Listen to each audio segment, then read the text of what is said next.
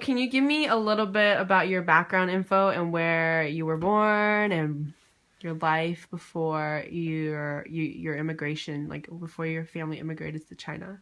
No, to the United States. I was born in China.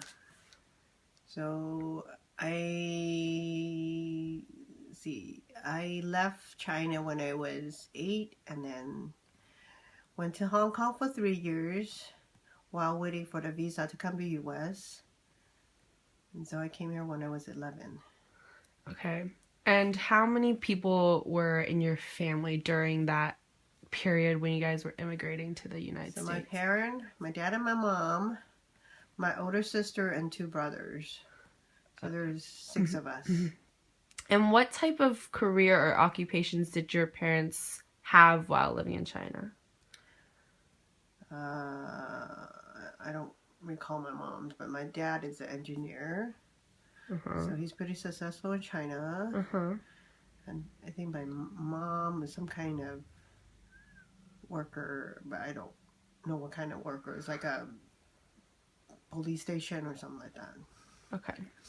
So what social class would you associate your family with while you guys were living in China? Like upper class or middle class or lower class, based on your parents' like social There wasn't level. really any class, right? Because everybody's supposed to be like, for a communist country, from what I understand, it's like everybody shares stuff and same level. So they won't, divide it into, I would say working class. So I don't know whether it's low, medium, or what. Okay, but based on like the standards in the United States, like compared to that, like what would it be? I don't know. I would say middle class. And what do you remember about growing up there?